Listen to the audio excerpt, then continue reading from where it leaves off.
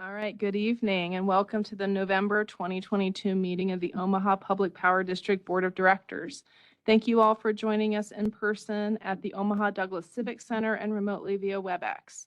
I hope you and your loved ones are staying safe and healthy. With me in person today are my fellow board members, Mike Kavanaugh, Sarah Howard, Janice Molhoff, Craig Moody, Mary Spurgeon, Eric Williams, and Rick Yoder. We also have President and CEO Javier Fernandez, our General Counsel Steve Bruckner with the Fraser Stryker Law Firm, and members of our board meeting support staff. OPPD's executive leadership team and subject matter experts also are participating in today's meeting in person and via WebEx. Additionally, we currently have a few members of the public. Let me look at that. 2 in person at the Civic Center and about 15 attendees on WebEx consisting of OPPD employees and members of the public. As a reminder to board members, executive leadership team, and OPPD staff, please mute your microphones to reduce background noise. To members of the public, thank you for attending. You are in listen-only mode. If you have any technology questions, please use the chat feature in WebEx to communicate with the event host. If you are disconnected from the WebEx conference, we ask that you rejoin in the same manner as when you originally joined.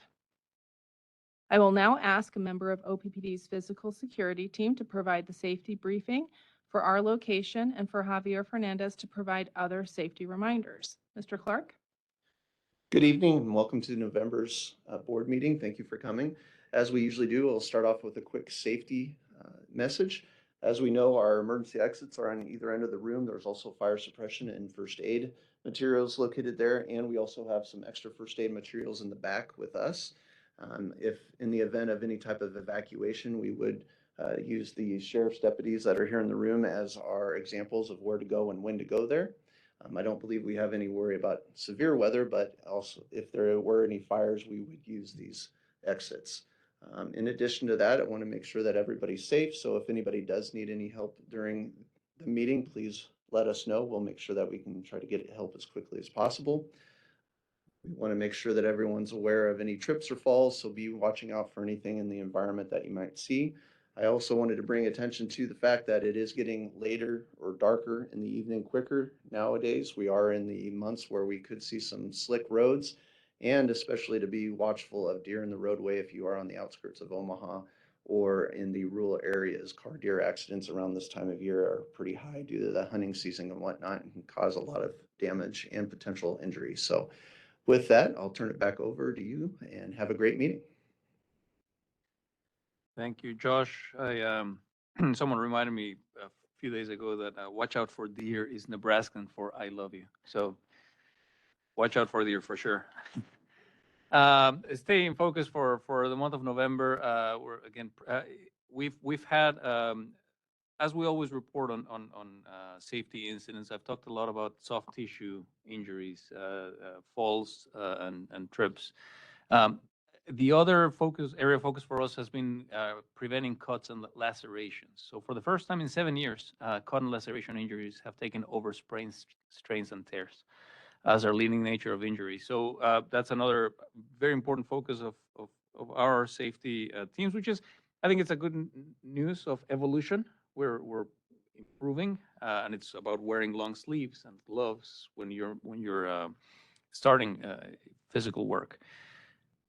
Josh just reminded us of the freeze thaw cycle, and so very important for us to be aware of the winter hazards, especially as we leave the meeting tonight. We may have some freezing rain on our way back home, so please be careful driving out there.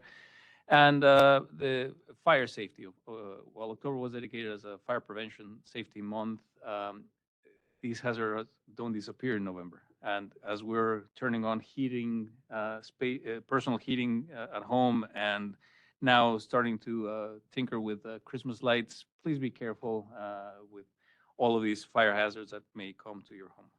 And I think we skipped another slide, didn't we? Let me go back one.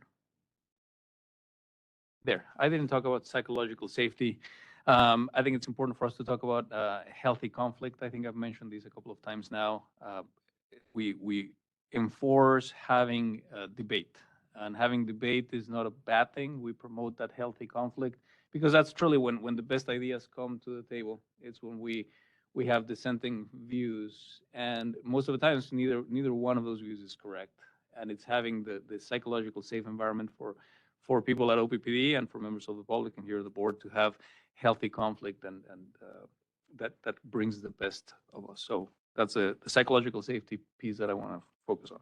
That concludes my safety briefing. Now, let's run through our guidelines for the conduct of the meeting. This regular board meeting will follow the agenda made available to the public on oppd.com. This meeting is being conducted in person with WebEx conferencing and is being recorded. Our board meetings have public comment periods on the agenda. Comments made by all parties during the meeting are part of the official public record. After the introduction of action items, board members will ask clarifying questions of staff, and then I will ask for public comment.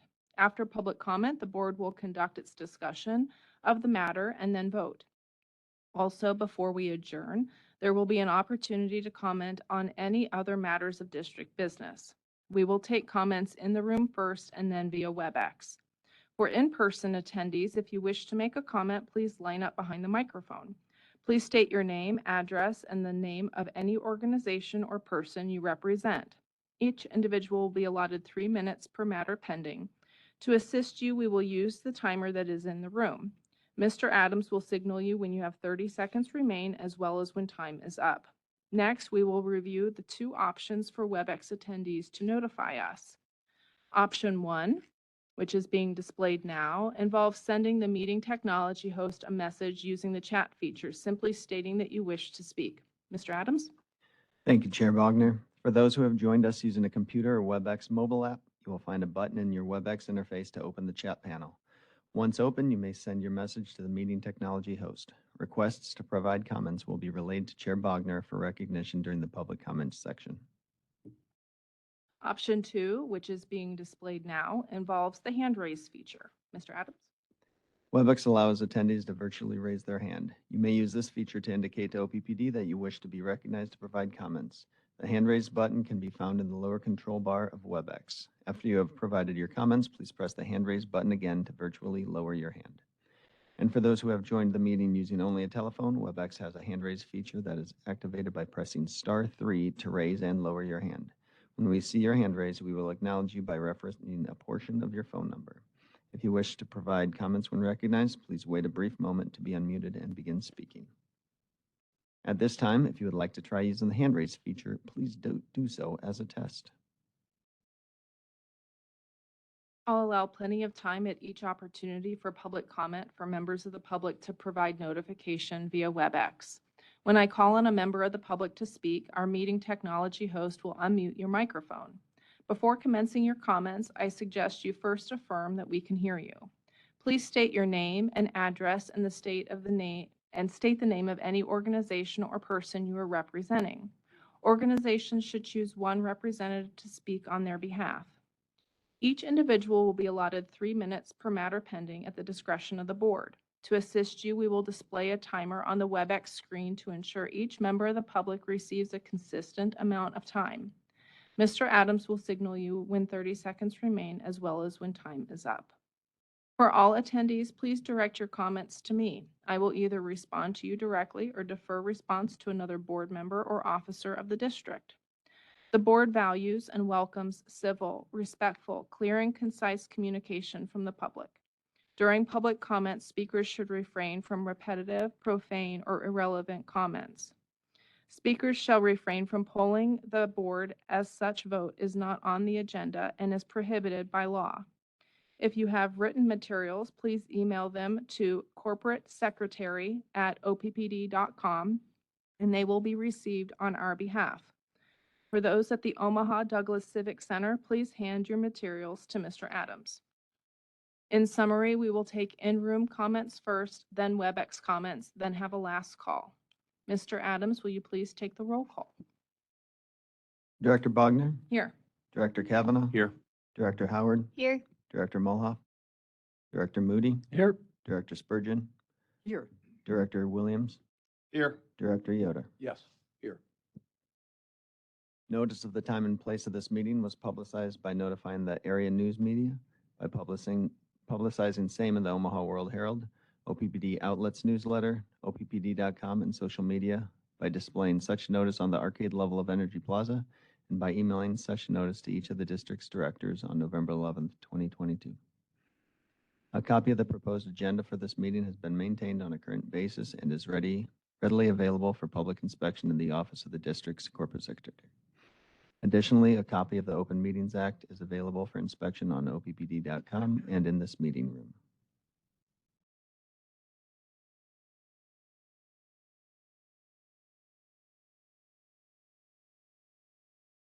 The consent agenda items are as follows.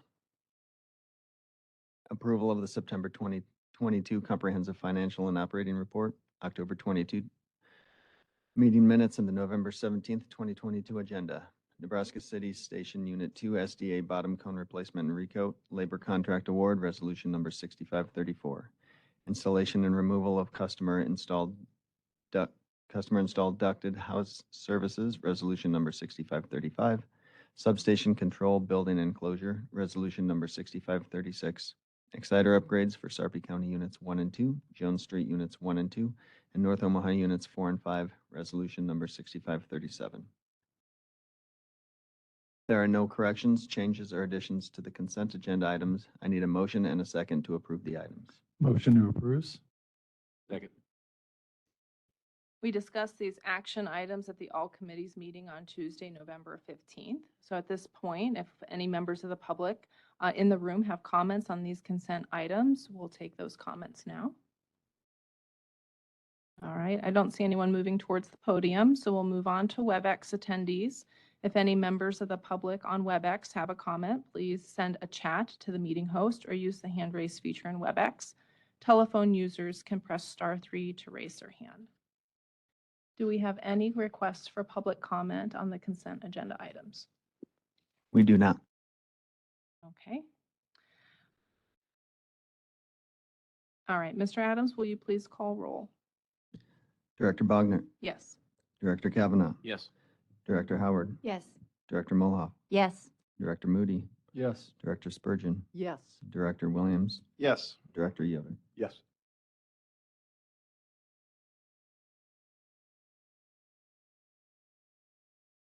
Motion carries.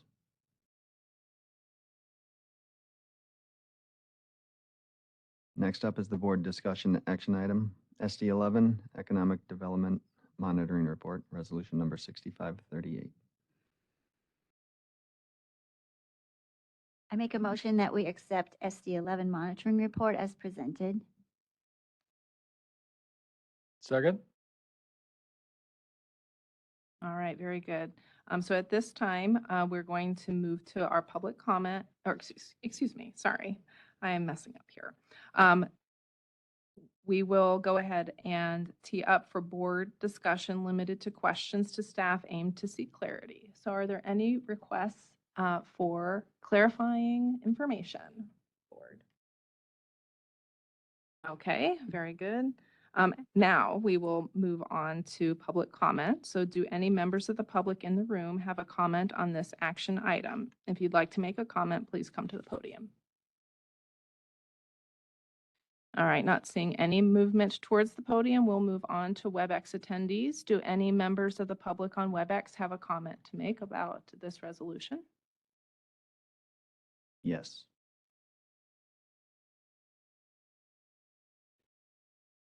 All right, Dr. Corbin.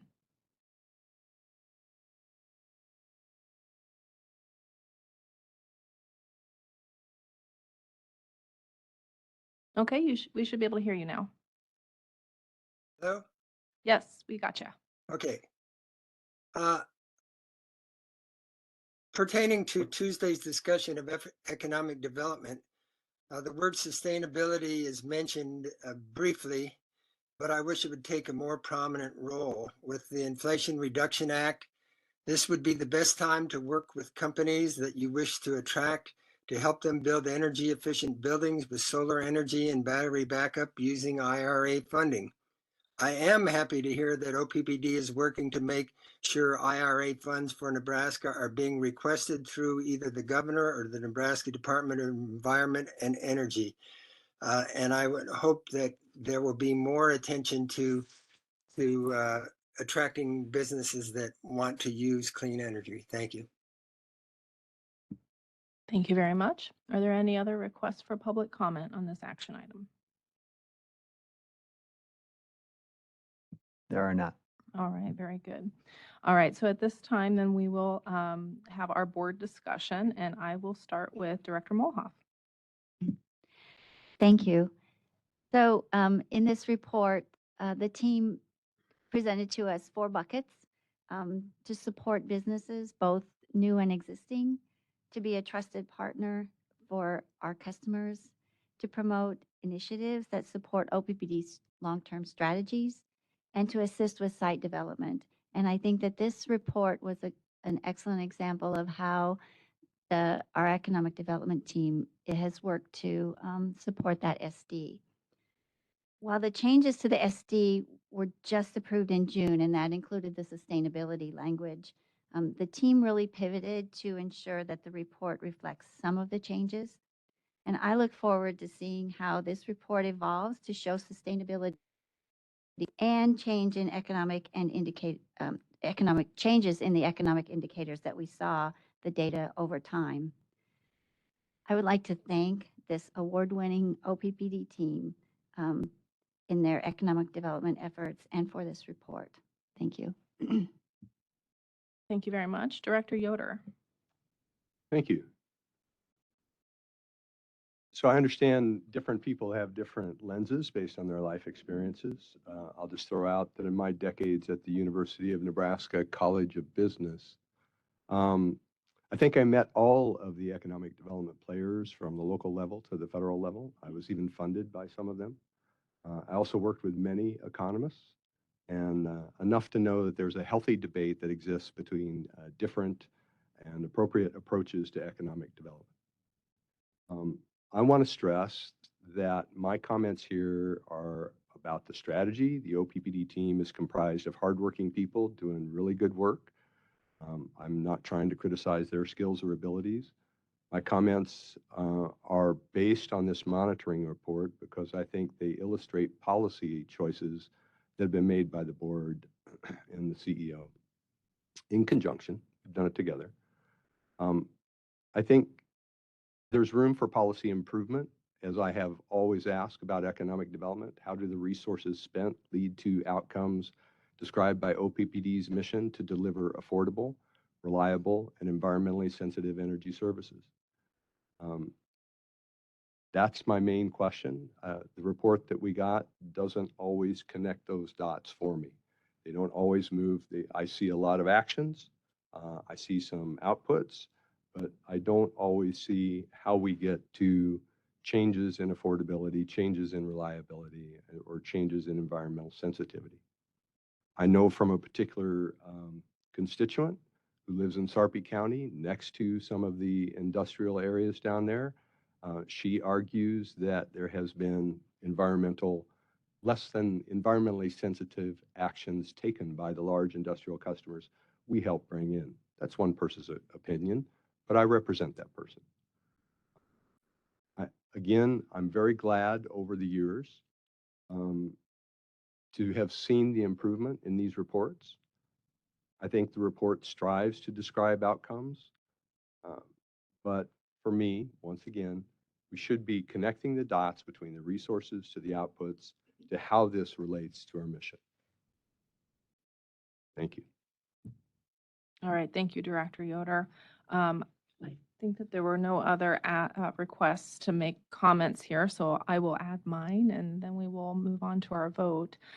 So economic development in our community does not just fall on OPPD's shoulders. However, we are a significant partner, and the monitoring report definitely demonstrated to me how we partner with other entities in our community to drive economic development for our community to grow and thrive. And I very much commend the team for putting together the report and most importantly, executing the work over this last year. So with that, we will move on to our vote unless there's any other requests to comment. Okay, very good. Mr. Adams. Director Bogner, Yes. Director Kavanaugh. Yes. Director Howard. Yes. Director Molhoff. Yes. Director Moody. Yes. Director Spurgeon. Yes. Director Williams. Yes. Director Yoder. Yes. Thank you. All right, very good. The next item on our agenda is the president's report. Mr. Fernandez. Thank you, Chair Bogner. As usual, I'll begin with reporting on baseload generation for the month of October. Those numbers look relatively low. However, all units were online most of the time. Nebraska City Unit 1 was online all month. Nebraska City 2 was coming out of an outage at the beginning of October. Part of that exciter ring work that was described earlier in a few meetings ago, resulting in a 62.3 and 60.4% factors.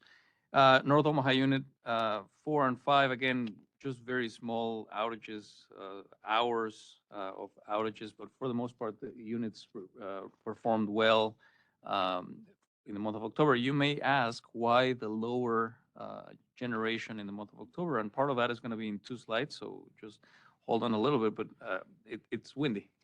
October was a windy month, and that's one of the reasons why our baseload generation backs off a little bit when it's windy. Going to our balancing generation, Cass County had a capacity factor of 1.4%. We had a planned outage for the entire month of October for Cass County Unit 1. And so what you see here is for Cass County Unit 2 that had just a 1.4% capacity factor. Jones Street, 0.4% capacity factor. There's work going on at Jones Street units with bore scope outages. Again, getting ready for the winter months. There's a lot of work happening, and Troy Vice team, the utility operations team, are doing a fantastic job with many projects at the same time, with outages that I'm going to continue to describe here. Sarpy County Station, many bore scope outages. Again, getting us ready. Still, there were a few units that ran in the month of October with a 5.7% capacity factor. The goal is to have all those units up and running and available by the even colder days than today. Next slide, please. This is the reason, one of the reasons why the capacity factors for our baseload generation was lower than other months. It's October renewables were very high. As planned, as expected, the wind blows in October and November, and so this is not a surprise.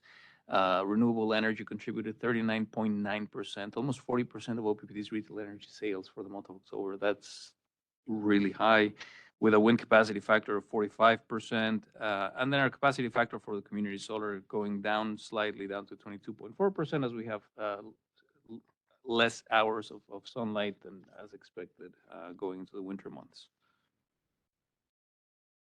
This is a really exciting project, our Bright battery project. It is only a 1 megawatt battery, but it marks a milestone for OPPD. This is the first scale energy storage project that we have in our service territory. It is a 1 megawatt battery that would have capacity for approximately 2 hours of discharge, providing enough power for nearly 75 homes.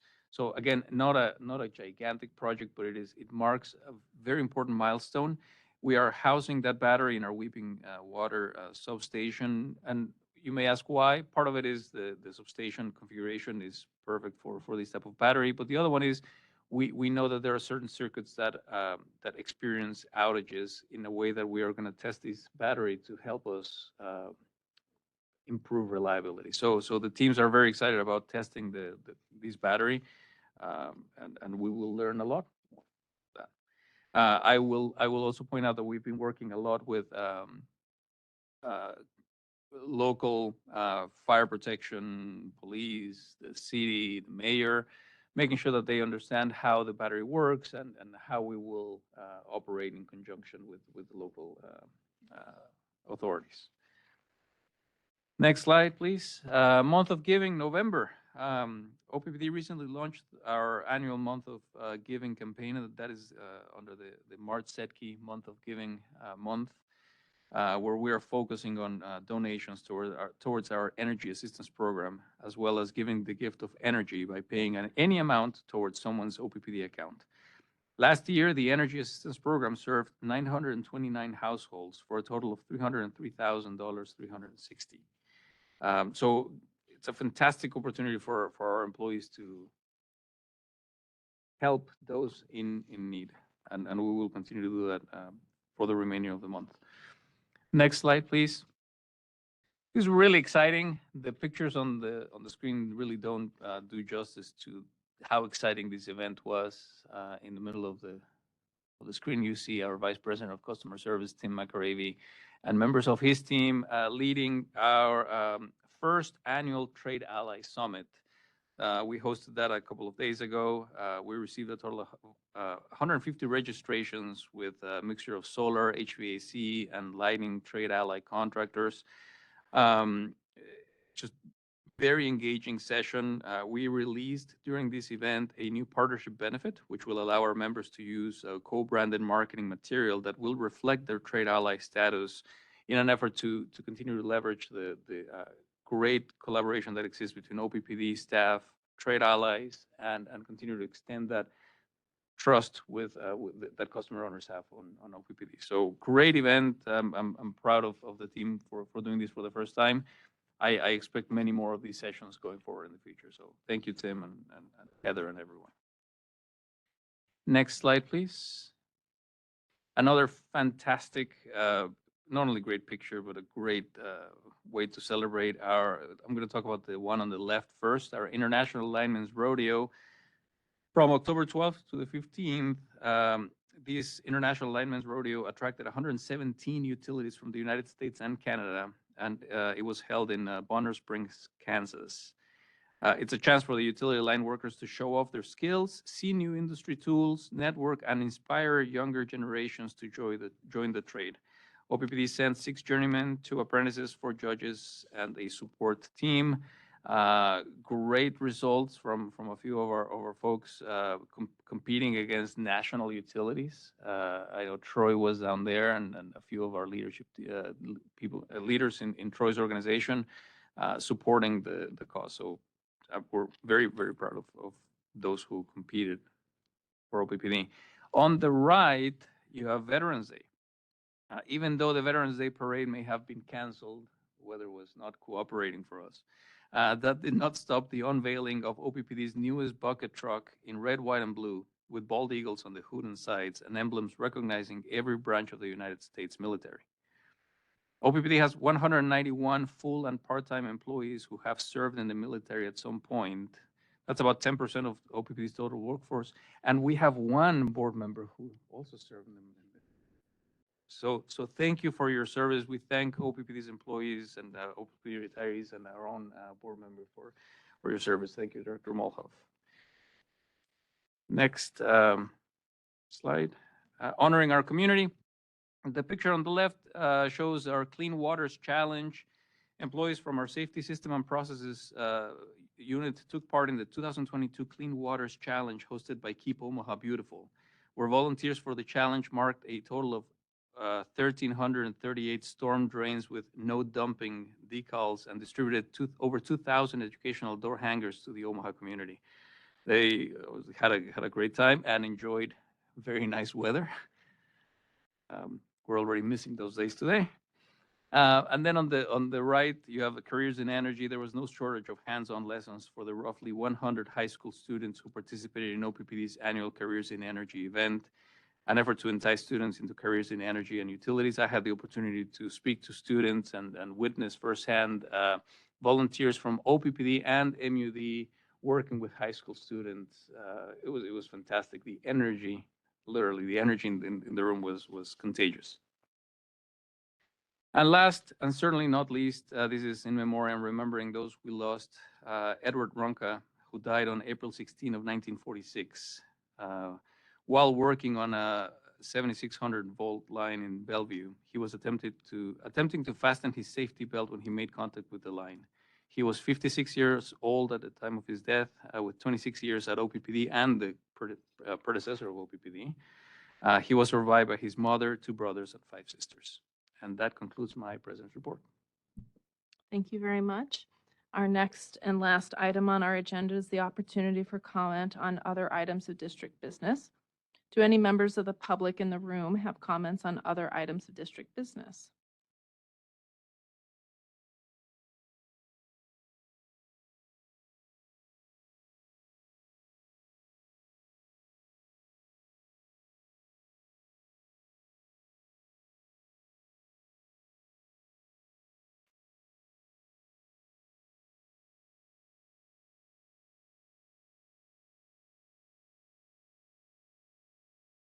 Your time has begun. Well, David Begley, 4611 South 96th Street, customer owner. My theme for tonight is do the right thing. I'm going to ask the board to do the right thing.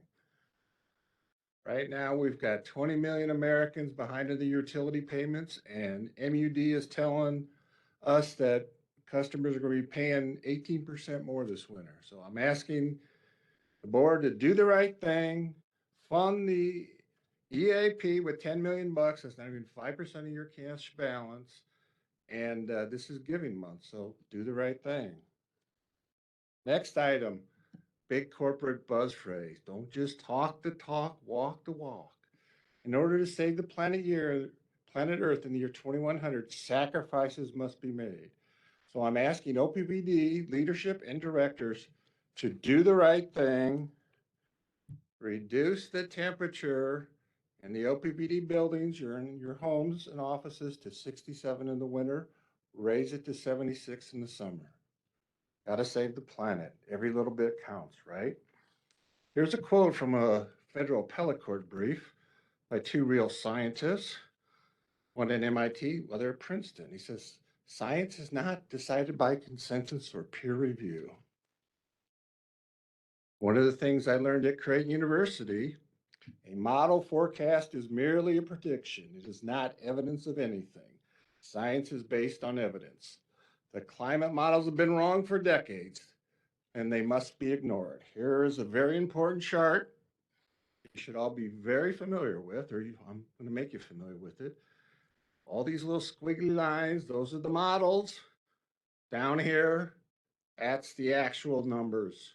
97% of the models have been wrong. Here's a quote from Jeff Curry, Goldman Sachs. The civilized world, or I should say the industrial world, has spent $3.8 trillion on renewables, and the percentage of fossil fuel use has declined from 82% to 81%. 1% reduction for $3.8 trillion.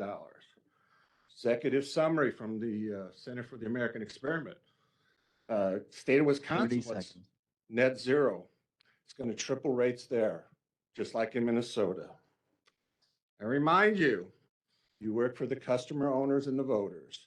OPPD is not your private company. The $28 billion that you're planning to spend is not your money. So do the right thing. Terminate SD7, terminate power with purpose, and do what's right for customer owners. Thank you very much.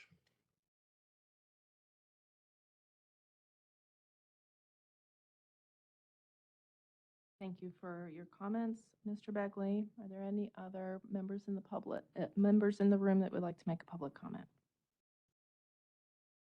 All right. Any members of the public on WebEx that would like to make a comment at this time? Yes, Dr. Corbin. All right. Dr. Corbin, when you're ready, Yes, can you hear me now? we can. Thank you. I forgot to say before, David Corbin, 1002 North 49th Street, representing the Nebraska Sierra Club. Just in reference to climate change, just look at the Lancet report and the scientists that speak to that, and all the medical associations that also talk about climate change.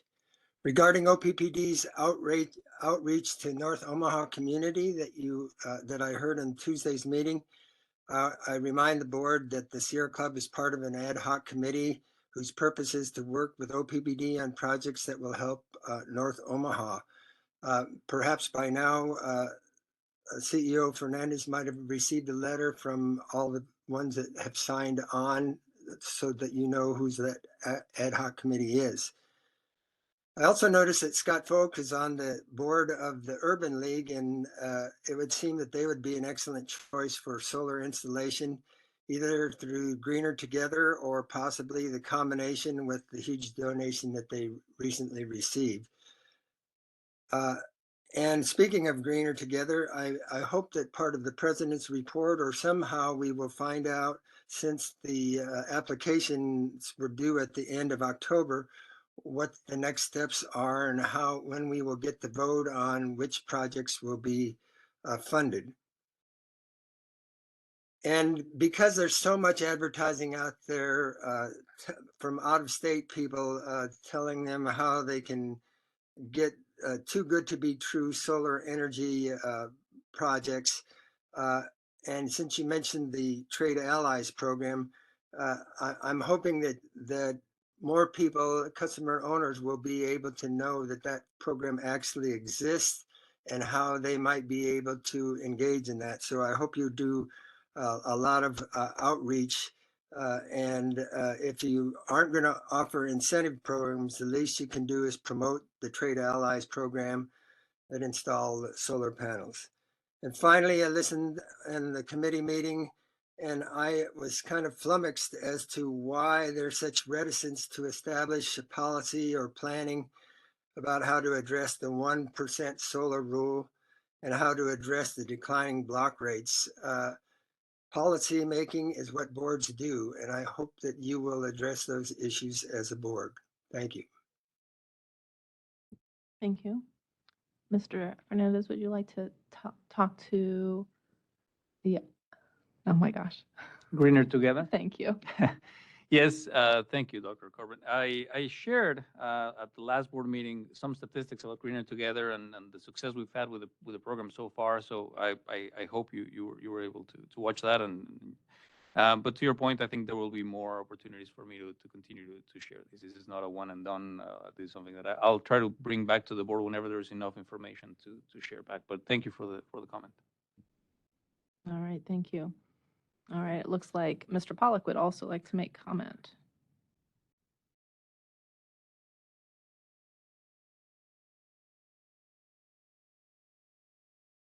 Okay, Mr. Pollock, just a second.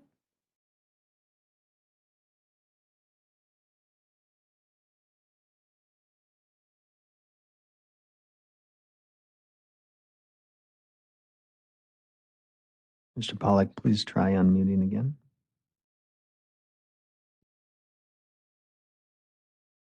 Am I audible now? Yes, we can hear you. Go ahead. Okay. John Pollock, 1412 North 35th Street, Omaha. I'd like to do my usual weather, but preface it by Mr. Begley's remarks about modeling. One of the aphorisms that meteorologists use is that all models are wrong, but some of them are useful. What makes them useful is being backed up by observation, theory, and the practical applications. So in this case, what I am seeing for the weather is, of course, the next few days are going to be quite cold, basically dry. We're going to warm up through the middle of next week to close to seasonal norms, highs in the 40s, lows in the 20s. After that, for the Thanksgiving period, we have an interesting divergence in those models. So we know they're going to be wrong. We also know that we have to watch the uncertainty. Overall, the big picture is that our storm tracks for the winter season, there tends to be one across the northern plains to the Great Lakes. Because we're going to have La Nina conditions continue this winter, that storm track is going to be a little stronger than usual.